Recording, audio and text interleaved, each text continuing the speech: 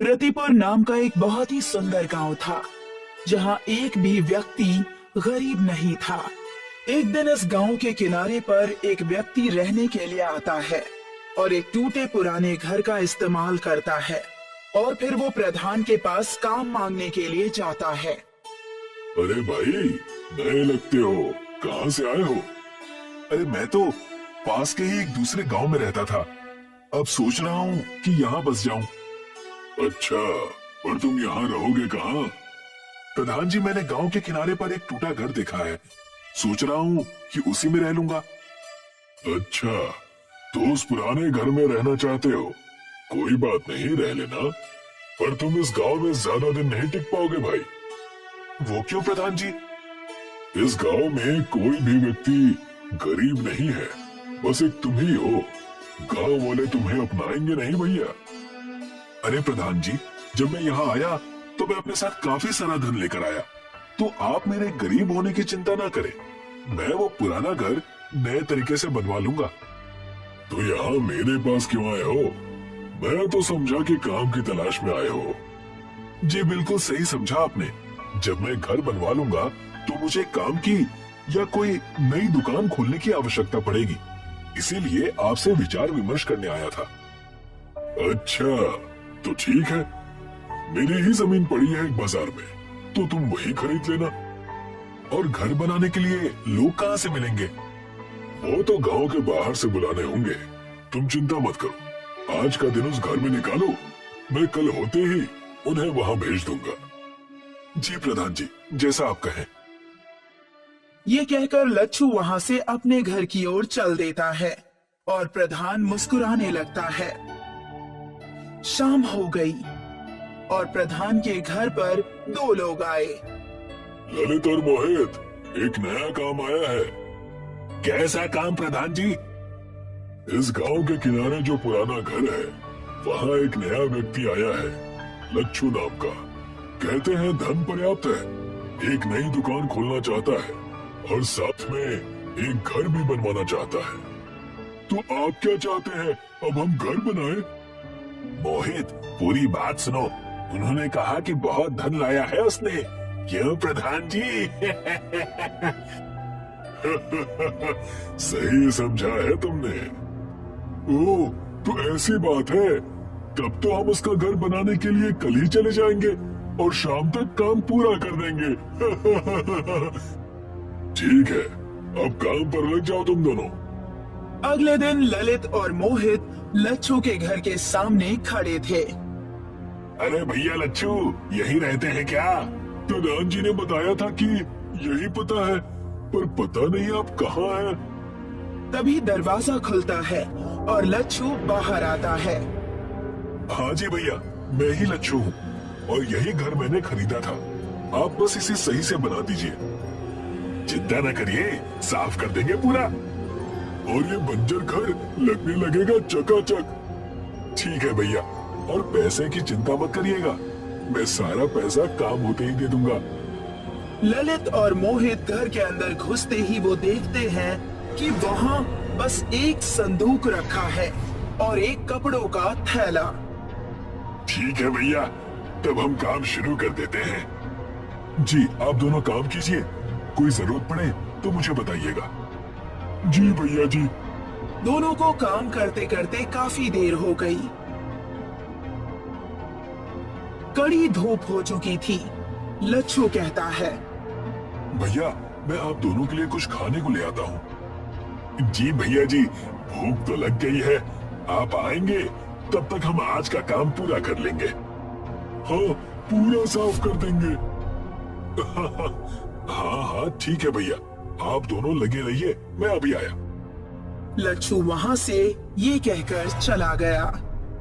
भैया भैया, ये तो गया, अब हम असली काम शुरू करेंगे। काम तो आते ही हो गया था मोहित।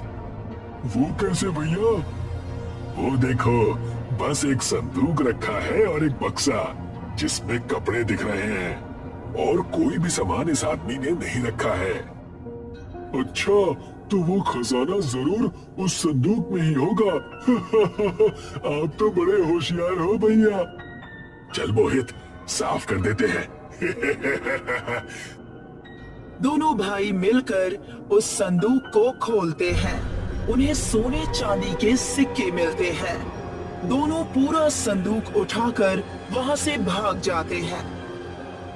अरे भैया ललित मोहित, कहाँ गए आप दोनों? मैं खाना ले आया। लच्छू चारों ओर सिर घुमाकर देखता है, पर उसे कहीं कोई नहीं दिखता। फिर वो देखता है कि उसका संदूक गायब हो चुका है। ये देखकर रोने लगता है। अरे लुट गया, मैं बर्बाद हो गया। मेरी पूरी जिंदगी की मेहनत चली गई। अब मैं क्या करूंगा? लच्छू प्रधान के घर चला जाता है। प्रधान जी, प्रधान जी। क्या हो गया भैया, तुम रो क्यों रहे हो? सब लुट गया, मैं लुट गया। थोड़ा शांत हो जाओ और मुझे पूरी बात बताओ।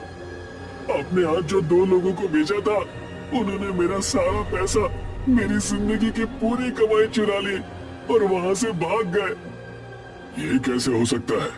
क्या उन दोनों ने सारे पैसे चोरी कर लिए? कितने पैसे थे उस संदूक में? बहुत पैसे थे, मेरी जिंदगी की कमाई थी उसमें। मैं अपनी सारी जमीन और घर बेचकर वो पैसे लेकर आया था कि इस गांव में आकर एक नई जिंदगी शुरू करूंगा। सोने चांदी के कई सिक्के थे उसमें। अच्छा, बड़ी ही दुखद बात हो गई ये तो भैया। रुको, मैं पानी लाता हूँ तुम्हारे लिए। जैसे ही प्रधान उठकर आगे बढ़ता है, उसके थैले से एक सोने का सिक्का गिरता है। लच्छू उसे उठा लेता है और बड़े ध्यान से देखता है।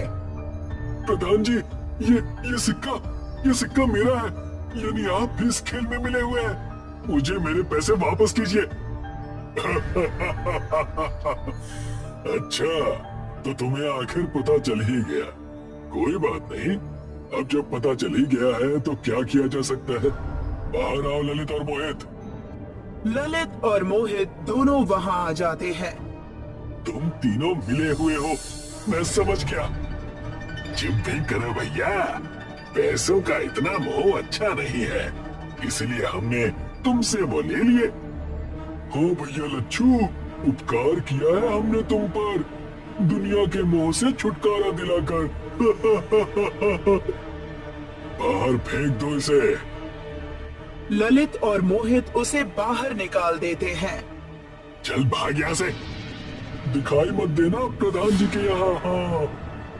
लच्छू रोते हुए जंगल की तरफ जाकर बैठ गया।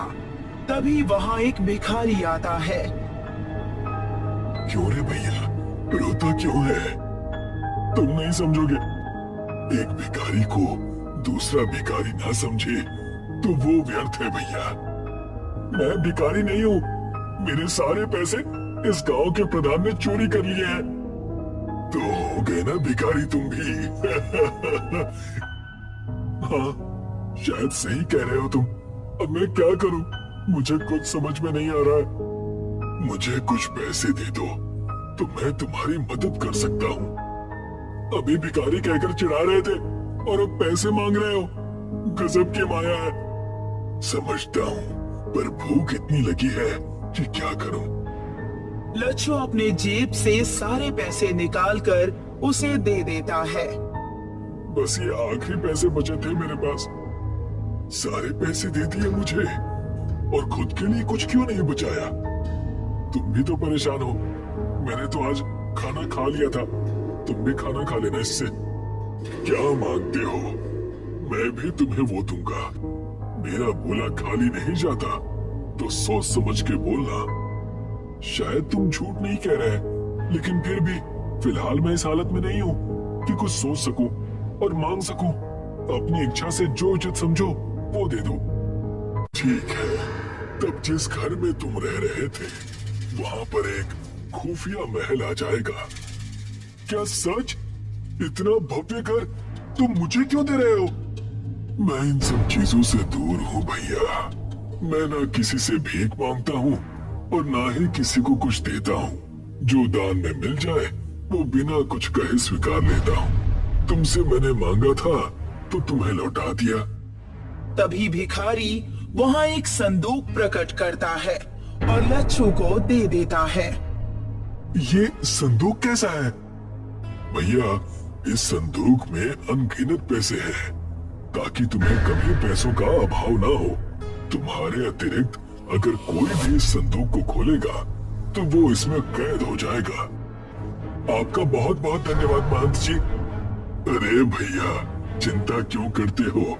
भगवान का नाम भजो और काम करो, फिर जो होता है होने दो। लच्छू हाथ जोड़कर उस इंसान को प्रणाम करता है और उसके जाने के बाद अपने खुफिया महल की तरफ आ जाता है।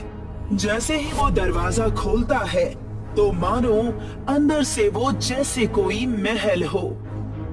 वाह, ये तो सचमुच एक महल की तरह है।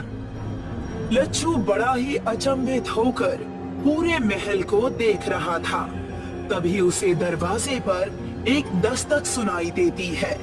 संदूक को रखकर वो दरवाजा खोलने के लिए जाता है। दरवाजा खोलते ही ललित मोहित अंदर घुसे चले आते हैं और एक पल के लिए भौचक्के रह जाते हैं। ये क्या है? कैसे? कहां से? कब से? क्या काम है? अब क्यों आए हो यहाँ? प्रधान जी! प्रधान भी घर के अंदर आ जाता है। क्या है? आप तीनों को अब क्या चाहिए मुझसे? दिव्य, दिव्य है ये भवन। कहां से तुम्हें मिला ये? तुमसे मतलब अपने काम से काम रखो और अब चले जाओ यहाँ से। इस घर पर मैं कब्जा कर लूंगा कुछ दिनों में। और ये संदूक जो वहां दिख रहा है ना, इसमें लगता है बहुत पैसे रखे होंगे इसने। हाँ प्रधान जी, सही कह रहे हैं। वैसा ही संदूक है जैसा ये लेकर आया था। हमें लगा बस एक है इसके पास, पर इसने तो दूसरा भी छुपा रखा था। इतना दिव्य खुफिया महल मेरे जैसे प्रधान के लिए ही बना है, और ये संदूक इस महल के साथ मिल रही है। भाई वाह! चलिए इसे खोलते हैं प्रधान जी। नहीं, इसे मत छुओ। इसे बस मैं खोल सकता हूँ। अगर किसी और ने खोलने की कोशिश की तो पता नहीं क्या हो जाएगा। बेवकूफ समझा है क्या? लच्छू की बात काटकर प्रधान, ललित और मोहित उस संदूक को खोलते हैं और जैसे ही वो उसे खोलते हैं वो तीनों को अंदर खींच लेता है। लच्छू उन तीनों को देखता रह जाता है और फिर डर से तुरंत संदूक को खोलकर देखने लगता है।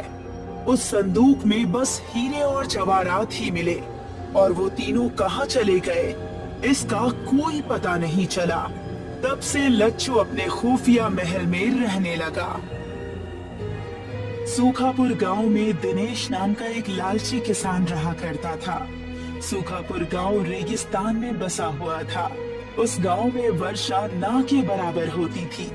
गांव के लोग गर्मी और सूखे की वजह से बहुत ज्यादा परेशान रहा करते थे। दिनेश के लालचपन की वजह से उसकी पत्नी रश्मि उससे बहुत परेशान रहती थी। एक तो हमारे गांव में वैसे भी सूखे का अकाल पड़ा हुआ है, ऊपर से तुम्हारा लालच समाप्त होने का नाम ही नहीं ले रहा। बकवास मत करो रश्मि। हमारा गांव वैसे भी रेगिस्तान में बसा हुआ है और रेगिस्तान में हर महीने बारिश तो होती नहीं है। लेकिन मैंने सुना है कि पहले हमारा सूखापुर गांव हरियाली से भरा हुआ था और यहाँ पर बहुत अच्छी वर्षा भी हुआ करती थी। हाँ, वो घिसी पिटी कहानी मैंने भी सुनी है कि उस समय गांव में किसी इंसान के लालच की वजह से किसी दैवीय शक्ति वाले पुरुष ने गांव वालों को श्राप दे दिया और उस दिन से इस गांव में हरियाली की जगह रेत ही रेत है।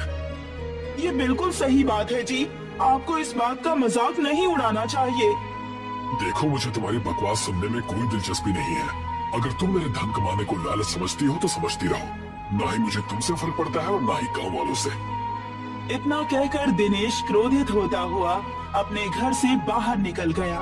वो घर से कुछ ही दूर चला था कि तभी गांव का मुखिया दिनेश को देख गया।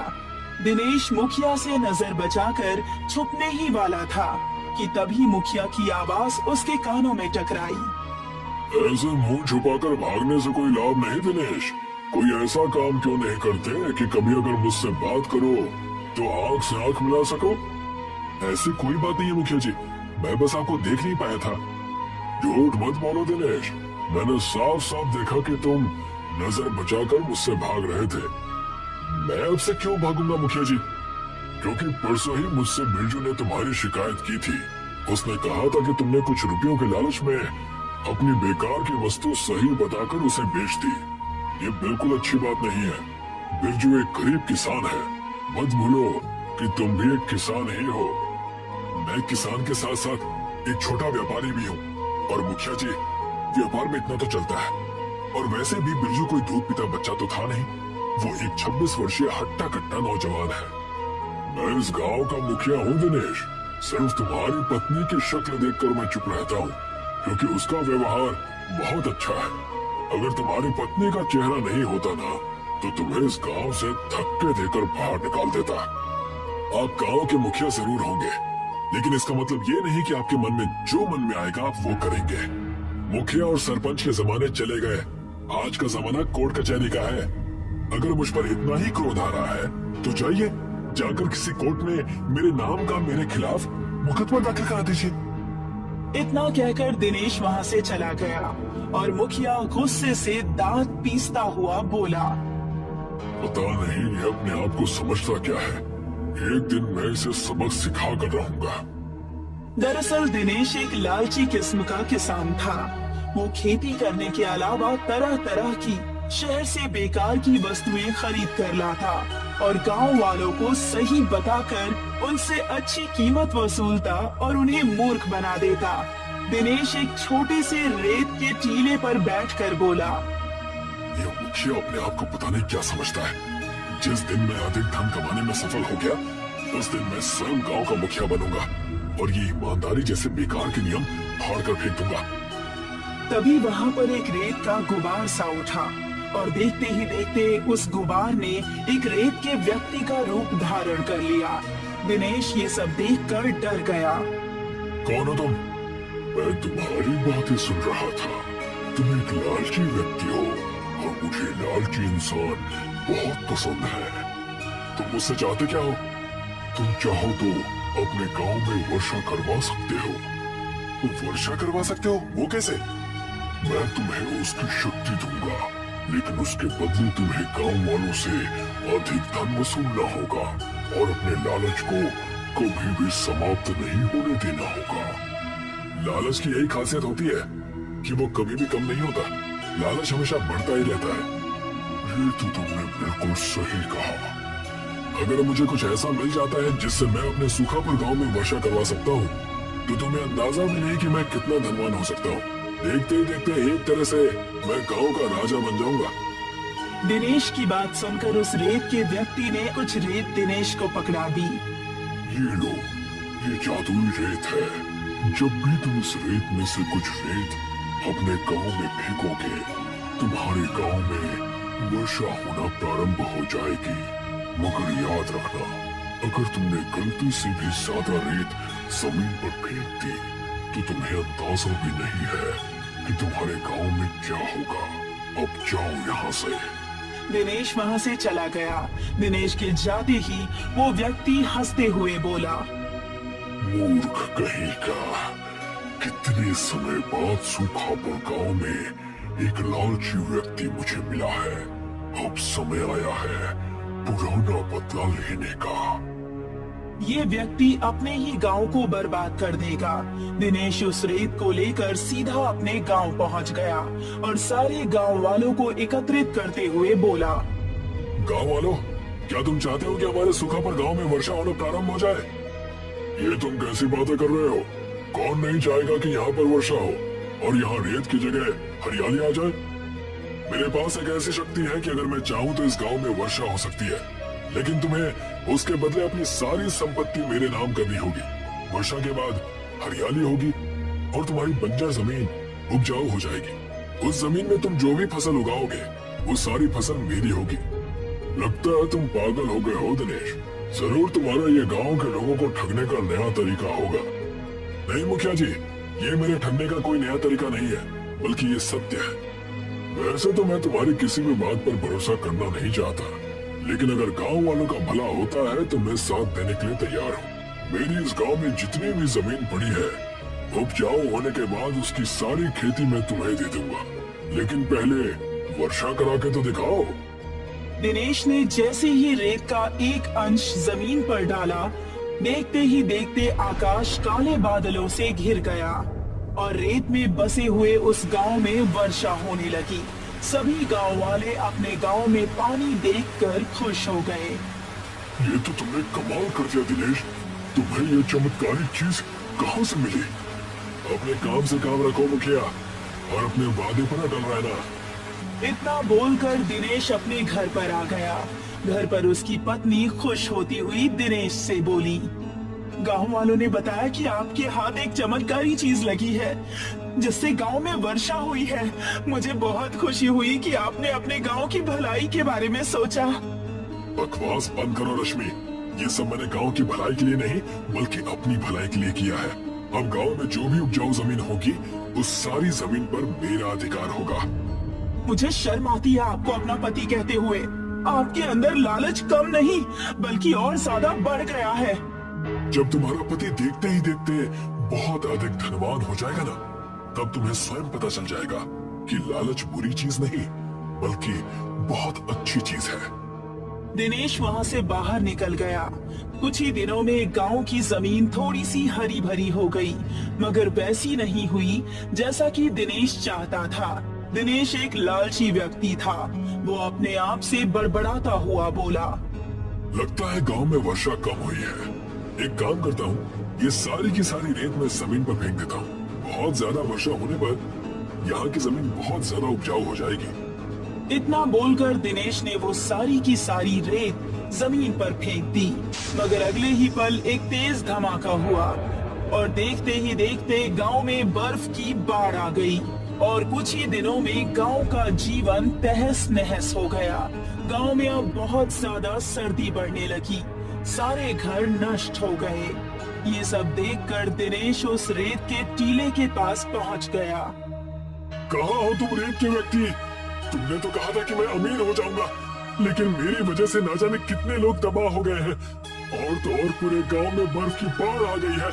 सभी गांव वाले ठंड से ठिठुर रहे हैं। कुछ ही पलों में वही रेत का व्यक्ति दिनेश के सामने आ गया। तुमसे मैंने कहा था कि उस रेत का इस्तेमाल ज्यादा मत करना, लेकिन तुम एक लालची व्यक्ति हो। तुम्हारे गांव वाले तुम्हारे लालचपन की वजह से तबाह और बर्बाद हो गए हैं और मुझे उन्हें तड़पता हुआ देखकर बड़ा आनंद आ रहा है। तुम कहना क्या चाहते हो? दरअसल किसी जमाने में मैं तुम्हारे गांव का मुखिया था। मेरे लालच की वजह से मुझे और गांव को श्राप मिला था कि मैं और पूरा गांव रेत में परिवर्तित हो जाए। बरसों बाद मुझे बदला लेने का मौका मिला और मैंने ले लिया। अब तुम जानो और तुम्हारा काम जाने। इतना कहकर वो व्यक्ति वहां से गायब हो गया। दिनेश मुंह लटकाकर अपने गांव चला आया। दिनेश को देखकर सारे गांव वालों ने उसे घेर लिया। तुमसे मैंने कहा था दिनेश, तुम्हारे लालच का नतीजा किसी दिन बहुत बुरा होगा। और देखो, आज तुम्हारे लालचपन की वजह से सारे गांव को कितना नुकसान और कितनी तकलीफ झेलनी पड़ रही है। मुझे अपने आप पर शर्मिंदगी हो रही है मुखिया चाचा, मुझे क्षमा कर दीजिए। मेरी वजह से गांव वालों को तकलीफ पहुंची है। मैं गांव वालों का भरपूर सहयोग करूंगा। मैं कोई न कोई उपाय निकाल लूंगा। अब तुम क्या करोगे? फिलहाल तो गांव वालों को ठंड से बचाने का इंतजाम करना होगा। इतना बोलकर दिनेश अपने घर से बहुत सारे मोटे बोरे और रुई ले आया और गांव वालों की ओर देखकर बोला, गांव वालों, हमारे घर तो तबाह हो चुके हैं। तुम सब बोरों और रुई से गुदरे के घर बनाओ ताकि तुम्हें ठंड में थोड़ा सुकून मिले। गांव वालों ने ऐसा ही किया। दिनेश के कहे अनुसार वो सभी बोरे और रुई मिलाकर झोपड़ी गुदड़ी के घर बनाने लगे। गांव वालों को इससे बहुत ज्यादा राहत मिली। तुम्हारे अंदर का बदलाव देखकर मुझे अच्छा लग रहा है दिनेश, लेकिन गांव वालों को अभी पूरी तरह से राहत मिली नहीं है। अभी भी कुछ लोग हैं जो बेघर हैं। मेरे पास एक उपाय है मुखिया जी। क्यों ना आप ट्रैक्टर की ट्रॉली को उल्टा करके उससे एक घर बनाए। उससे होगा ये कि घर गर्म भी रहेगा और घर का घर भी हो जाएगा। वाकई तुम्हारे दिमाग का तो जवाब नहीं। अगर यही दिमाग तुम अच्छे कामों में लगाते तो आज बहुत सफल होते। मुखिया ने गांव में यही ऐलान कर दिया। गांव वालों का जीवन कुछ दिनों तक ऐसे ही चलता रहा, मगर एक दिन अजीब घटना हुई। देखते ही देखते गांव से बर्फ समाप्त हो गई और ठंड भी खत्म हो गई और सारे गांव में हरियाली ही हरियाली छा गई। मुखिया दिनेश के पास आकर बोला, दिनेश, ये सब कुछ कैसे हुआ? पता नहीं मुखिया चाचा, मेरे भी कुछ समझ में नहीं आ रहा। चलो चलकर देखते हैं। दिनेश अपनी पत्नी सहित मुखिया के साथ बाहर आ गया। पूरे गांव में जश्न का माहौल था। लगता है ईश्वर ने हमारी प्रार्थना सुन ली। आप सही कहते हैं मुखिया चाचा, शायद ईश्वर ने मुझे क्षमा कर दिया। तभी दिनेश के कानों में किसी बुजुर्ग व्यक्ति की आवाज टकराई। ये सब तुम्हारा ही कमाल है दिनेश। कौन है आप? और मैंने आपको पहचाना नहीं। मैं भी इसी गांव का व्यक्ति हूँ। वर्षों पहले इस गांव को एक श्राप मिला था। उस श्राप को दिनेश ने तोड़ा है। मुझे तो अभी भी ये बात समझ में नहीं आ रही। आप हैं कौन? बहुत समय पहले की बात है। एक साधु इस गांव में आए थे। साधु के पास कुछ मोती थे जो उसे शहर में किसी को देने थे, मगर गांव के मुखिया की नीयत खराब हो गई। मुखिया ने साधु के वो मोती चुरा लिए। गुस्से में आकर साधु ने मुखिया सहित इस पूरे गांव को श्राप दे दिया कि ये पूरा गांव रेत में परिवर्तित हो जाए, और वही हुआ। हाँ, लेकिन इससे मेरा क्या लेना देना? गांव वाले उस साधु के सामने बहुत गिड़गिड़ाए। तब साधु ने कहा कि इस गांव में कोई ऐसा लालची व्यक्ति जिसके लालच की कोई सीमा न हो, जब वो सुधर जाएगा और उसके दिल में गांव के लोगों के लिए भलाई जन्म लेगी और उसका लालच समाप्त हो जाएगा, उस दिन उसका श्राप टूट जाएगा। और फिर वही हुआ। इतना कहकर वो व्यक्ति वहां से चला गया और गांव में सभी लोग खुशी खुशी रहने लगे।